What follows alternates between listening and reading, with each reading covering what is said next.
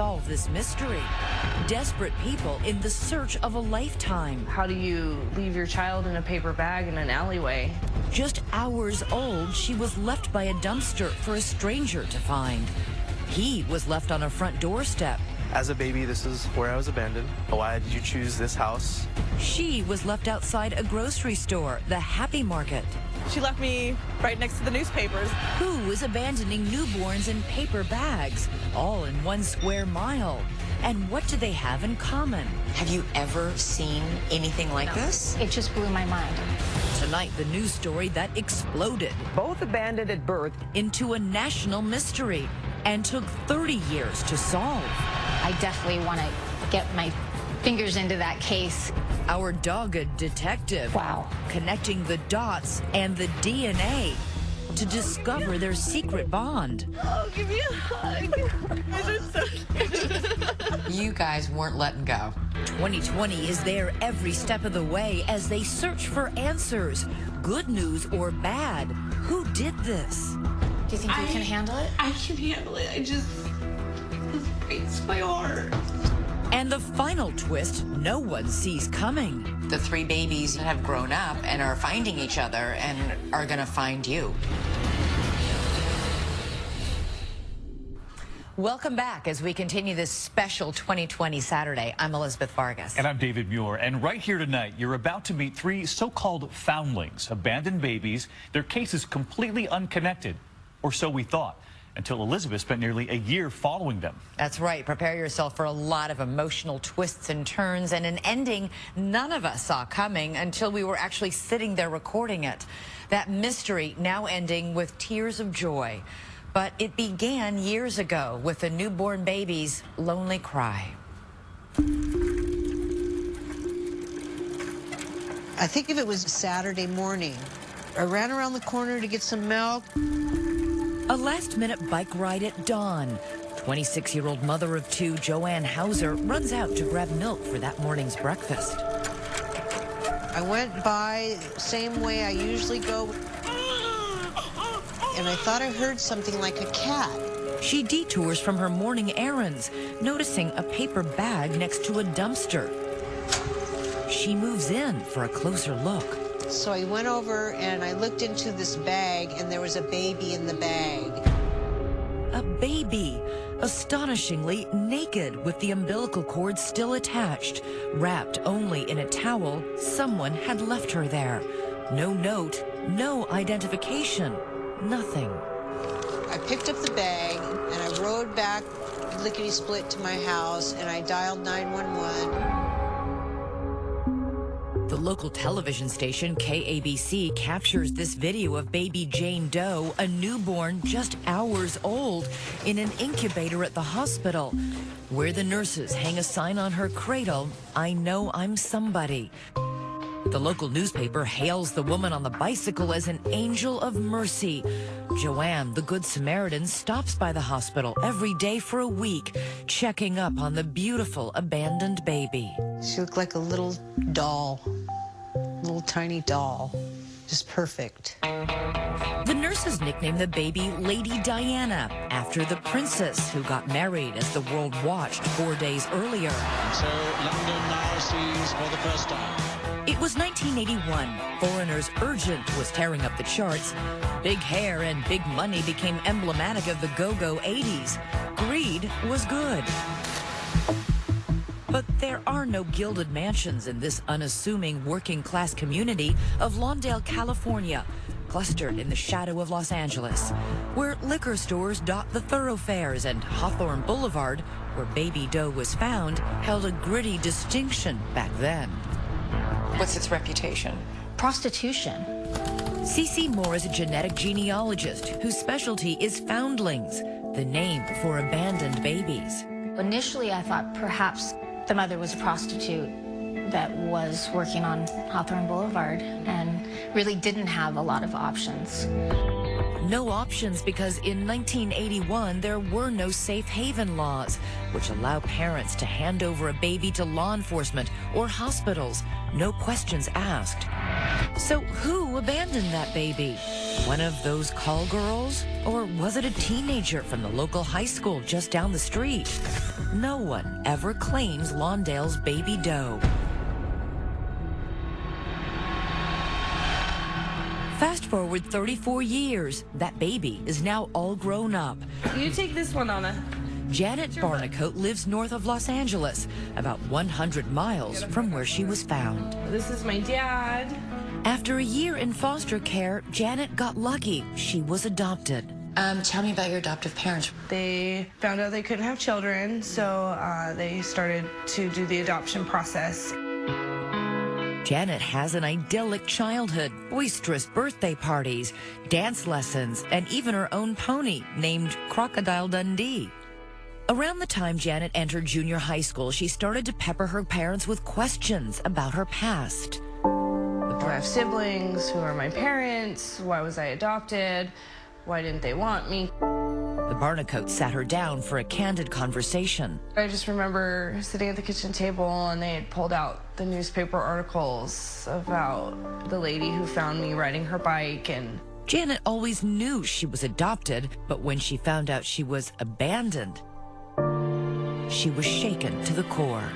I got really mad and angry, and I held on to that for quite a long time. And Mad and angry at my birth mother for, felt like she tossed me away. It was tearing me up inside, and I couldn't handle that anymore. And then you're gonna go G, rest. Janet is now mother to her 5 children. Once upon a time, and once having my own children, you figure out what that natural true love is, and I just couldn't understand how she didn't have that for me. Because Janet is a foundling, she has no identifying information, no medical records, no birth certificate. It's a total blank slate. As far as identity, there's no history, there's no roots. Desperate for any clues, Janet turned to that 34-year-old newspaper article and comes up with a name. That Good Samaritan who found her in the paper bag, Joanne Hauser. She was my last connection to my birth mother. She uploaded a picture of herself holding a sign looking for that woman on the bike. I'm so excited. Hi. Oh. And that led to this emotional, heartfelt reunion with her guardian angel in 2013, all captured on video by a friend. She told me that I wasn't crying, more of like a whimper. And I imagine you also must have thanked her that day. oh, I did, yes. She could have just kept going, and I wouldn't be sitting here today. They became Facebook friends and agreed to stay in touch. But in terms of Janet's family tree, Joanne is a dead end, offering no clues about Janet's mysterious abandonment. The only other way that they can learn about their heritage and their birth families is DNA. She sends a saliva sample to Ancestry.com, and almost immediately, baby doe hits pay dirt, a notification she has a match. And I was like, what? Wait a minute. But not just any match, a match on her maternal side. It's a brother sharing the same mother. His name, Dean Hundorf. Elated, Janet looks him up on Facebook, and staring back at her is a mirror image of herself. And I was like, oh my goodness, it's a boy version of me. Well, that must have been a thunderbolt. I mean, to think all your life I will never know anything about my biological family. Now, boom. It was amazing. It was so great. When we come back, what's the bombshell about that brother's past that could be the biggest clue yet? It's an extraordinary thing for a mother to abandon one baby, but to abandon 2. Stay with us. 2020 Saturday continues. Once again, Elizabeth Vargas. It is Christmas time, 1986, in Lawndale, California. The town doesn't know it yet, but someone is abandoning newborn babies. Here on 149th Street, a completely different nativity scene. No manger, just a doorstep. No swaddling clothes for this baby. In fact, in this 47-degree weather, no clothes at all. Just a brown paper bag. And I brought the dog out. When 𝐬𝐞𝐜𝐫𝐲 takes his dog for a late-night walk, he stumbles on a package left on his doorstep. My foot hit something right here, and I reached down, and it was a bag, and I picked it up, and it felt heavy. You know, something's in here, and there was a baby in there. Baby boy. Just like Janet Barnicoat, this baby boy is only hours old. The umbilical cord still attached, also left in a paper bag. 𝐬𝐞𝐜𝐫𝐲's house is just more than a mile away from the alley where Janet Barnicoat was found as a baby 5 years earlier. Once again, a local news crew captures the footage of Deputy Timothy Kane arriving on the scene, carrying the little bundle to a nearby hospital.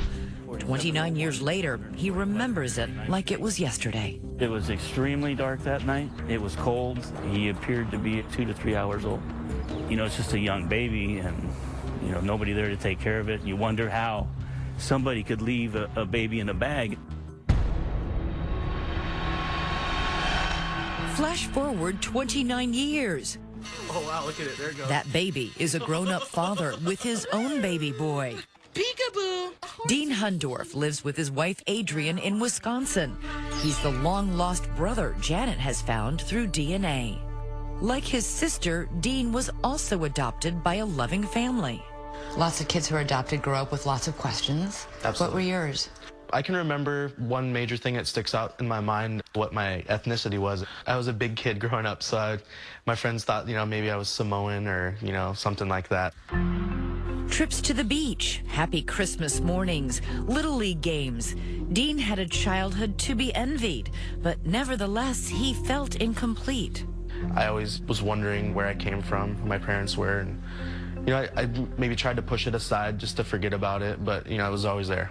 When Janet and Dean begin to compare notes online, they realize not only are they both adoptees, but unbelievably, they discover they were both abandoned by the same mother. I said, yeah, I was abandoned at birth, and I don't have any information about any of my family. And then that's when she said, well, you know, the same thing had happened to her.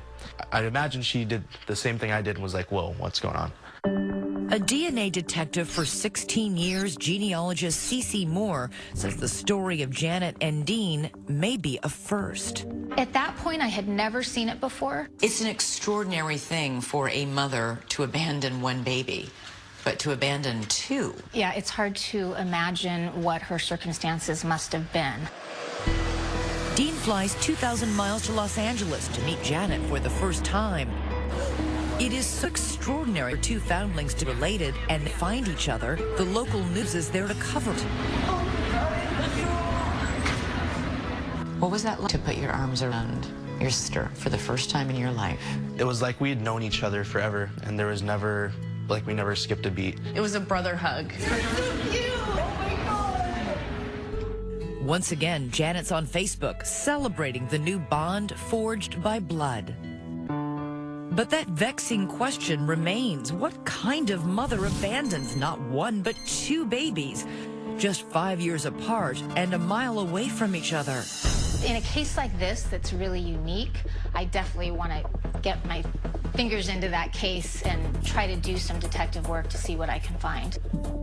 Meanwhile, Dean is doing some detective work of his own. Just like Janet, Dean feels the need to go back to the people who found him. He lands on that doorstep once again, where he was orphaned. And there, another lucky break. I'm Danny. Danny, hi. I'm Dean. The same family still lives there. Come on in. It's good to see you. As he did 29 years ago on this stoop, Danny Huerta takes Dean into his arms. Danny also spent the last 3 decades wondering what happened to that baby. This is the baby you and Dad found. Inside, Dean is introduced to Danny's family. Thank you so much. I wondered, where's that baby found? And I says, can't we keep him? They just, no, honey. I had a good life, but just recently I've wanted to, you know, get some answers. And in his honor, they have a warm surprise. We thought about you all your birthdays. We didn't forget.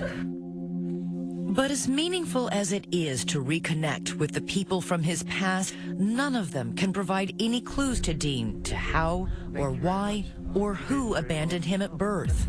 Once again, Janet and Dean have hit a brick wall. The hunt for the biological mother became the priority. How did you help them make their first breakthrough? So when I work with people of unknown parentage, one of the most important things is that they utilize all the resources. Cece knows finding their birth mother is a long shot. She believes the only way they might do it is to widen the DNA net. So in addition to Ancestry.com, she adds their DNA to databases 23andMe and Family Tree DNA. That widens our pool from about 1 million people to about 2.5 million. We call it fishing in 3 ponds. And sure enough, they get a bite. Wow.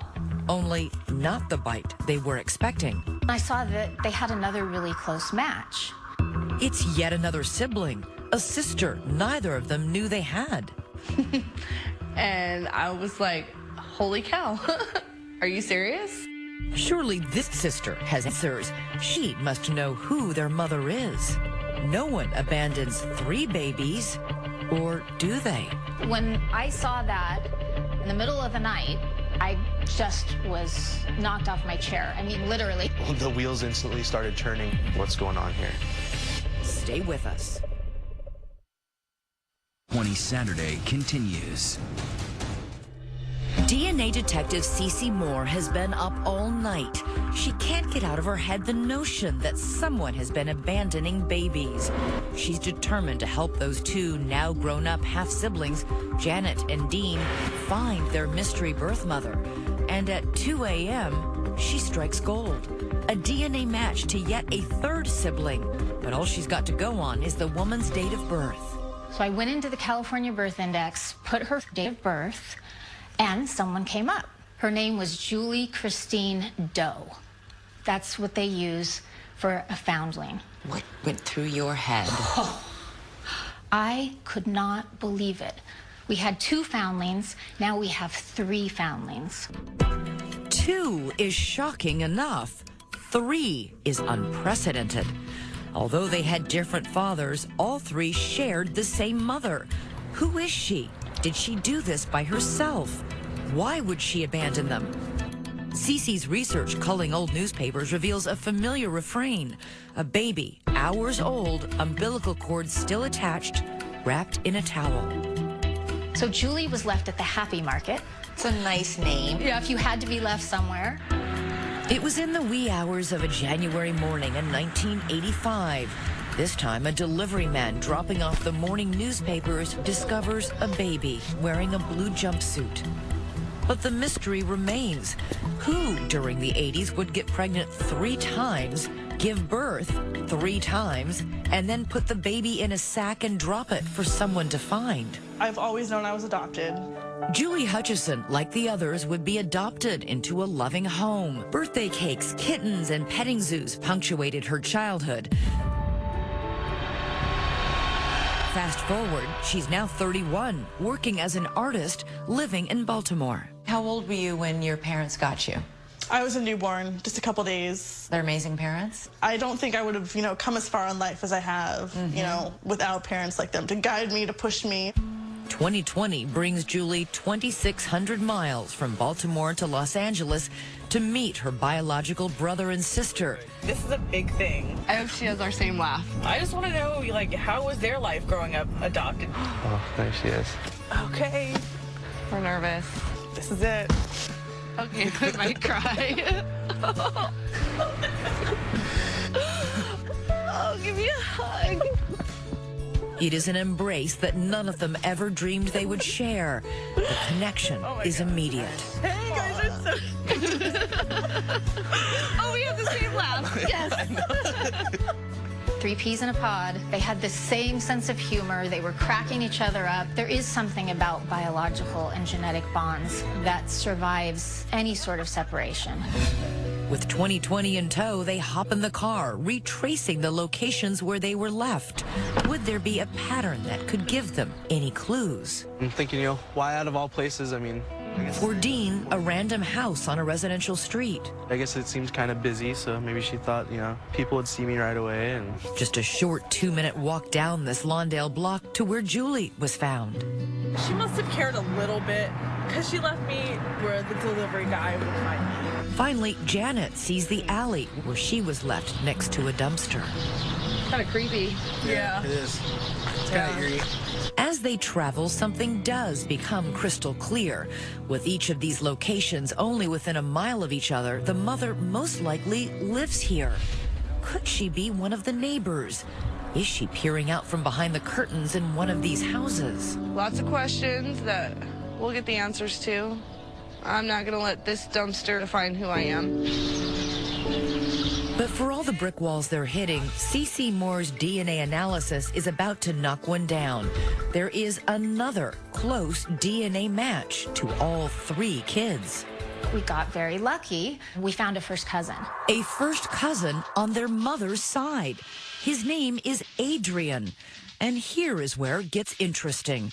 Because CeCe looks Adrian up on Facebook, and there she is stunned. As she scrolls down Adrian's list of friends, a name this patchwork family already knows well. Joanne Hauser. Remember her? There was a baby in the bag. That good Samaritan who found Janet while riding her bike.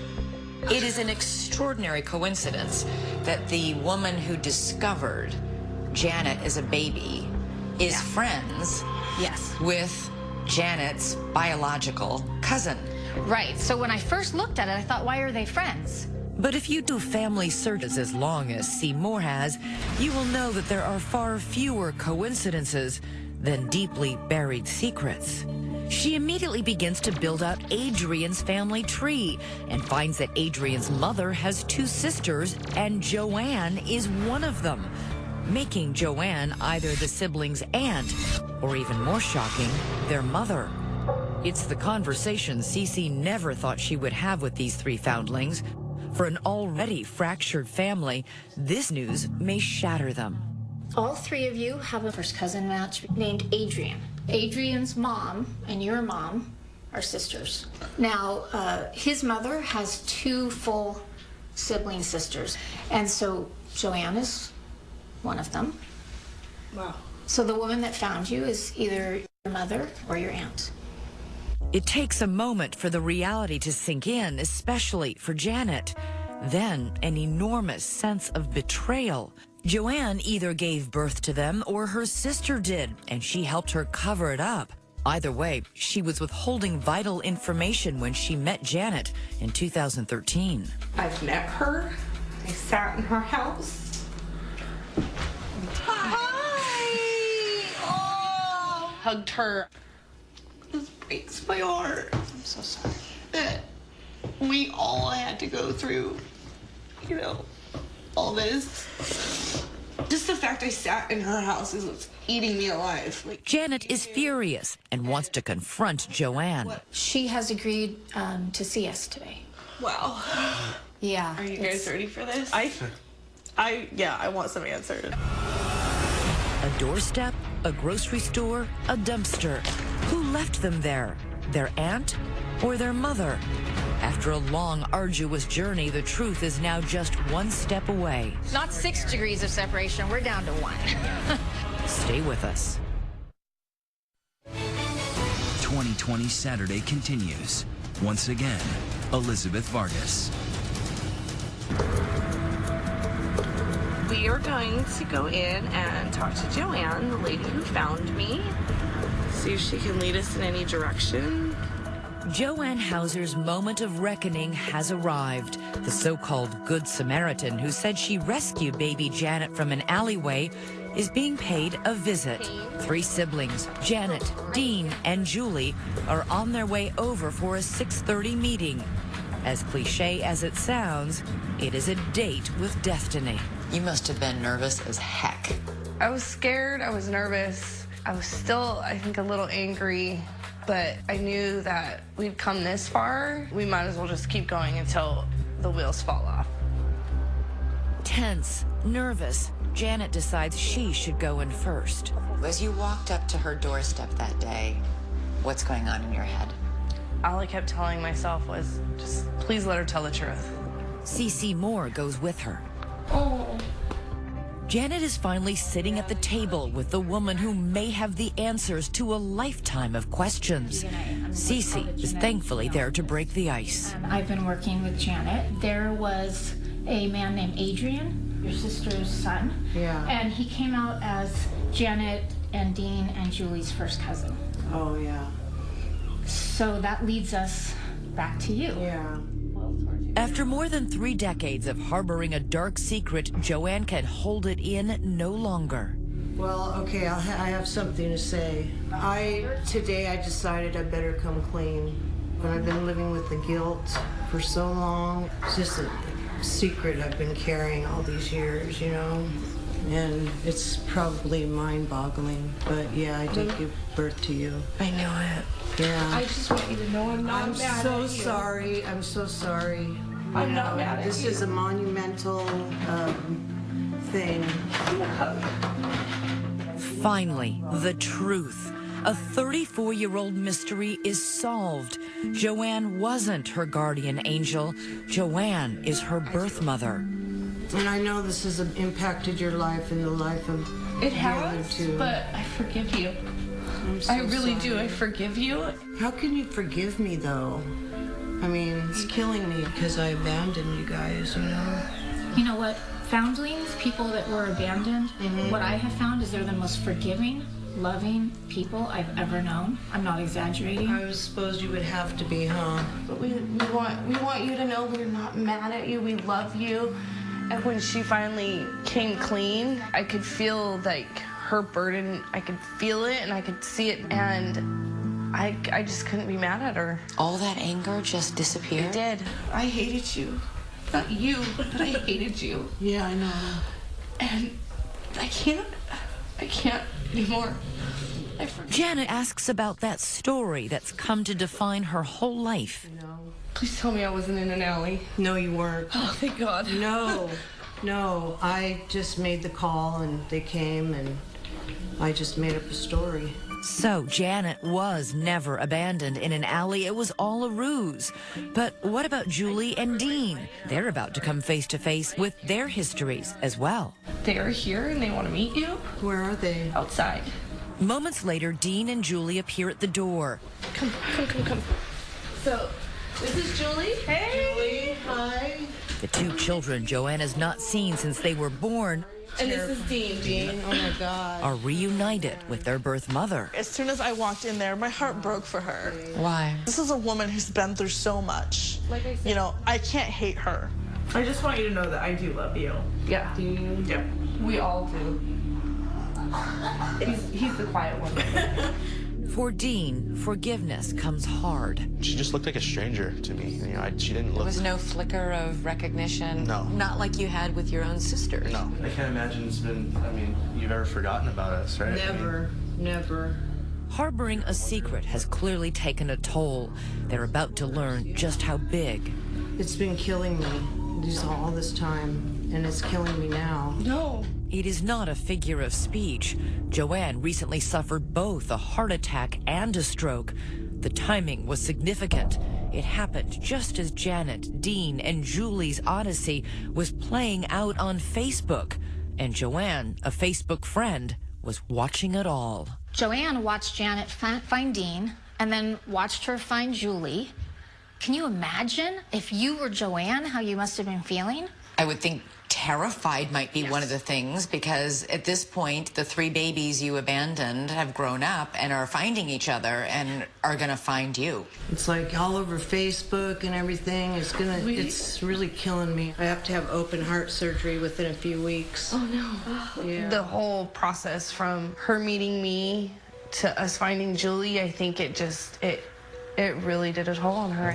Miraculously, they've met their birth mother after endless searching, only to realize their time with her may be limited. What were the most important questions you needed her to answer? Does she love us? You loved us. Yes. And I'm sure that I still do. Yeah. She said, oh, God, yes. I still do. I'm so sorry. You're okay. Come here.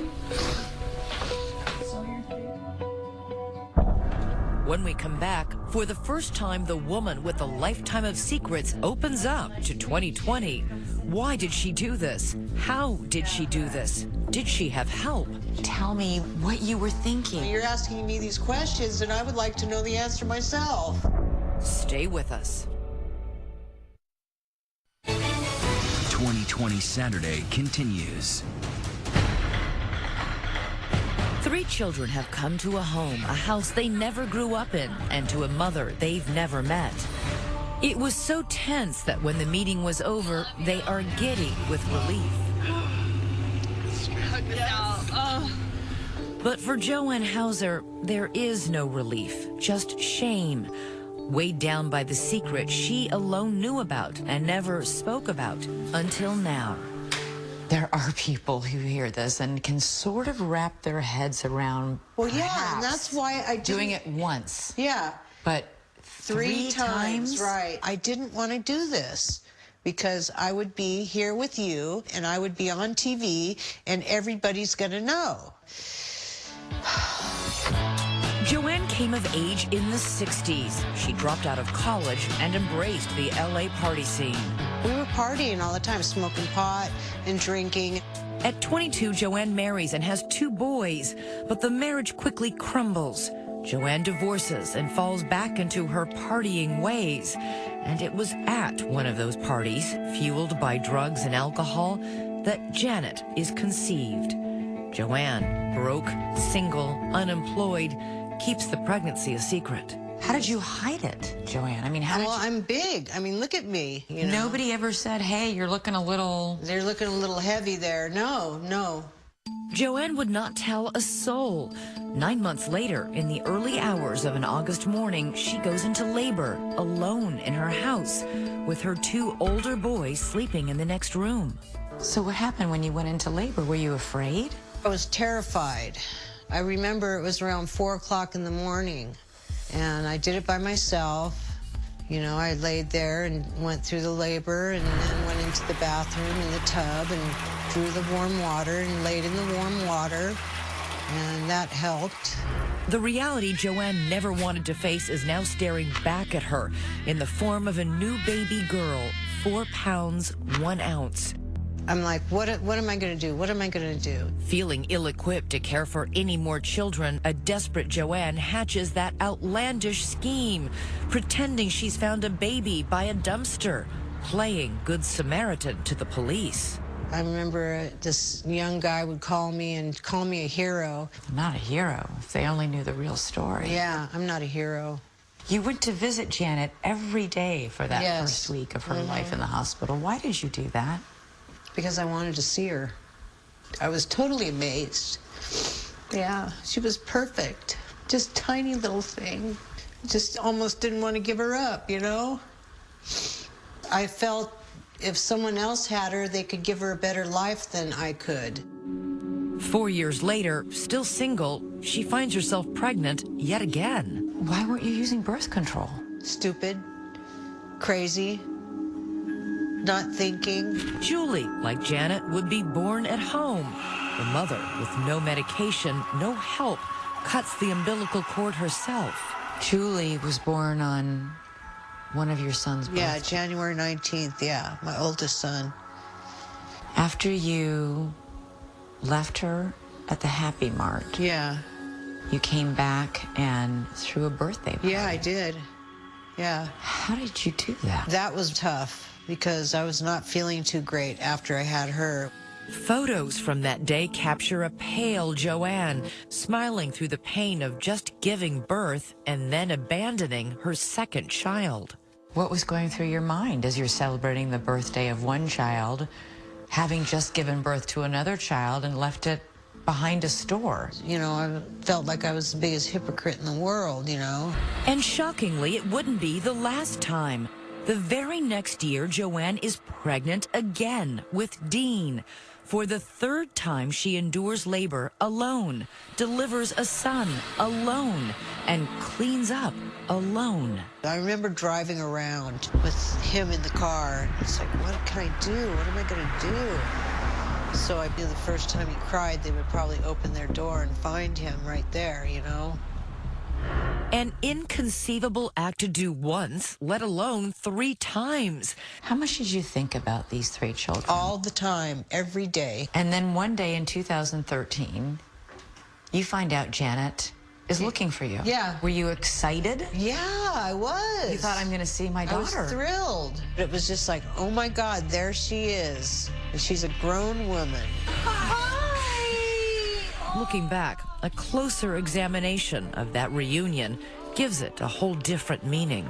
Over and over, Joanne pulls Janet back to look at her face.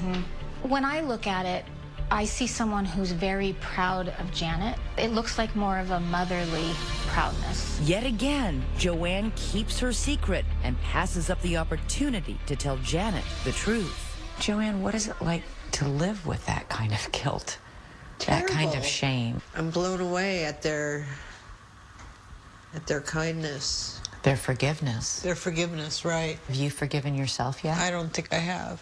You know, everybody's encouraging me to, you know, forgive yourself, forgive yourself. Well, how do you do that? What, is there a formula for that?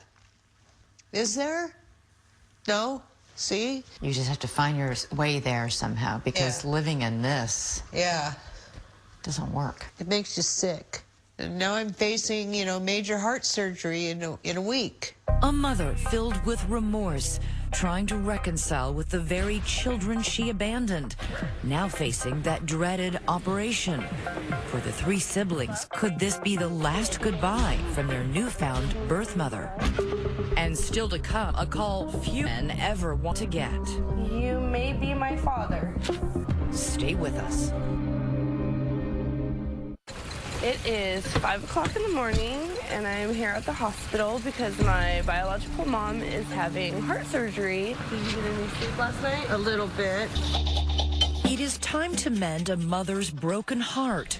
Janet wonders if this hug is her last. I love you. I love you too. Just before she goes into surgery, Joanne has one last gift for her children. The names of the men who fathered them. Even if she made a lot of bad choices in the past, she's starting to make good choices now. There's never a phone call that someone is expecting to get. Normally, I call him. Cece coaches Janet through a phone call to the father, Kent. Okay. And after leaving a message, a call back. What do I do? Pick up, pick up. Hi, Kent. How are you? Yes. You may be my father. I actually do know who my mother is. Her name is Joanne. Were you with a woman named Joanne in the 80s? Kent truthfully acknowledges that he was with Joanne back then, but said he is in shock. He's just trying to take it all in. I couldn't imagine what you would be going through with a phone call from someone random. Hey, I'm your daughter. Aww. But then something unexpected. Choking back tears, he tells Janet he always wanted a little girl. Bye-bye. Oh, that broken heart. He's crying. A few days later, father and daughter meet for the first time. Oh, it's so good to see you. I love you like my little girl. Little did Kent know he's also a grandfather. And Janet wasn't the only one who got to meet her birth father. Julie meets her birth father, Bobby. Hi. Yes. Nice to meet you. Wow, you do look like my mom. Who immediately takes out a photo of his mother. There is a striking similarity. That's scary how much I look like her. After an afternoon of catching up on a lifetime, Oh, it's really nice to meet you. goodbyes and promises to keep in touch. But Dean's reunion with his father is not to be, at least not yet. Even though Dean has his name, he can't find him. Could he be watching tonight? As for Joanne, she made it through her surgery. It's now been 6 weeks. Time to see. You look good. Group hug, please. Now the really hard healing can begin. Cece predicts Joanne's toughest critics will be herself and the millions of viewers she confessed to tonight. She will be judged, unfortunately. And I just don't think that judgment helps anyone. I've learned that foundlings are the most forgiving, loving people when they grow up that I've ever met. They want that connection, and so in order to have that and foster it, you have to let go all of that negativity. A recipe for redemption. The family is building their own new memories together. A first haircut for a grandson. a backyard barbecue, and a toast to a once torn fabric now stitched together into a portrait of a family. Cheers. Cheers to family. Cheers. Just an incredible story, now ending with cheers and a Christmas that will be spent together. That's right. And you just heard our searcher, Cece Moore, talk about that judgment about the mother. If you were her child, could you forgive her? Let us know on Facebook and Twitter. Use the hashtag ABC2020. I'm Elizabeth Vargas. And I'm David Muir. From all of us here at 2020, thanks for watching on a Saturday night, and we hope you have a great holiday ahead with your family. Good night.